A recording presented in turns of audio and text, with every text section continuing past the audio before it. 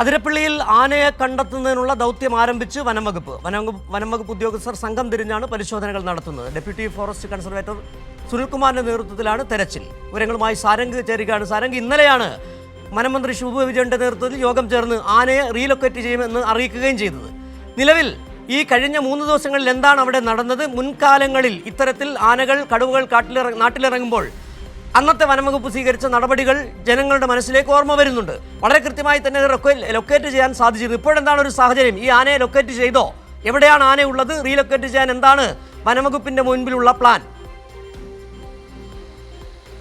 സിജു, ഇന്നലെ ഉച്ചയോട് കൂടിയിട്ടാണ് ഇത്തരത്തിൽ വനം വകുപ്പ് മന്ത്രി ഷിബു ബേബി ജോണിന്റെ നേതൃത്വത്തിൽ ഒരു യോഗം നടന്നത്. ആ യോഗത്തിന് ശേഷമാണ് ഈ ആനയെ പിടികൂടാൻ, അത് അന്ന് അക്രമം സൃഷ്ടിച്ച ആന മാത്രമല്ല, തുടർന്ന് ഈ അതിരപ്പള്ളി വൈശ്ശേരി മേഖലയിൽ സ്ഥിതി ചെയ്യുന്ന അല്ലെങ്കിൽ സ്ഥിരമായിട്ട് സാന്നിധ്യം അറിയുന്ന ആനകളെ, എല്ലാ ആനകളെയും തുരത്തുന്നതിന് വേണ്ടിയുള്ള ഒരു ദൗത്യമാണ് ആരംഭിച്ചിട്ടുള്ളത്. അത് ഇന്നലെ രാത്രി മുതൽ തന്നെ ആ ദൗത്യം ആരംഭിച്ചു എന്നുള്ളതാണ്. 100-ലധികം വരുന്ന വനം വകുപ്പിൻ്റെ ഉദ്യോഗസ്ഥരെ ഈ വനമേഖലയിലേക്ക്, അതിരപ്പള്ളി വനമേഖലയിലേക്ക് ഇന്നലെ രാത്രി തന്നെ എത്തിച്ചിരുന്നു.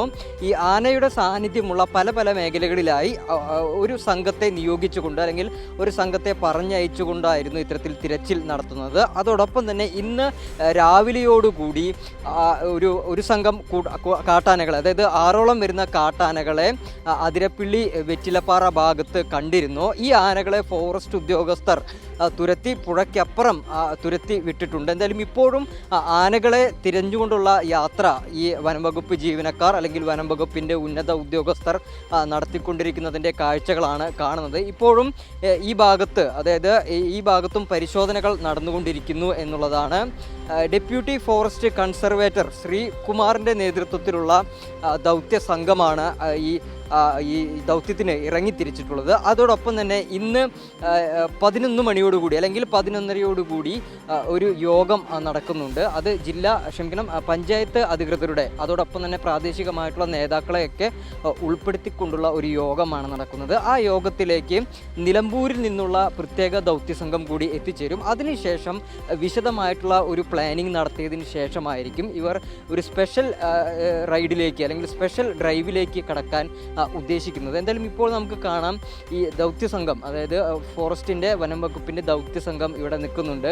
ഇവരേതാണ്ട് ആനയുടെ ഒരു സാന്നിധ്യം തിരിച്ചറിഞ്ഞു എന്നാണ് മനസ്സിലാക്കാൻ സാധിച്ചിട്ടുള്ളത്. എന്തായാലും കൃത്യമായിട്ടുള്ള നടപടികളിലൂടെ എല്ലാ ആനകളെയും, അന്ന് മോഹനൻ എന്ന വ്യക്തിയെ കൊലപ്പെടുത്തിയ ആന മാത്രമല്ല, മറിച്ച് നിരവധി കാട്ടാന സംഘം ഈ ഭാഗത്ത് ഉണ്ട് എന്നുള്ളതാണ് ഏറ്റവും പ്രധാനപ്പെട്ട കാര്യം. അതുകൊണ്ട് തന്നെ അത്തരത്തിലുള്ള ആനകളെ തുരത്തി ഓടിക്കുന്നതിന് വേണ്ടിയുള്ള നടപടികൾ എല്ലാ മേഖലകളിലും, ഈ ആനയുടെ സാന്നിധ്യം തിരിച്ചറിഞ്ഞിട്ടുള്ള എല്ലാ മേഖലകളിലും ശരി സാരംഗ്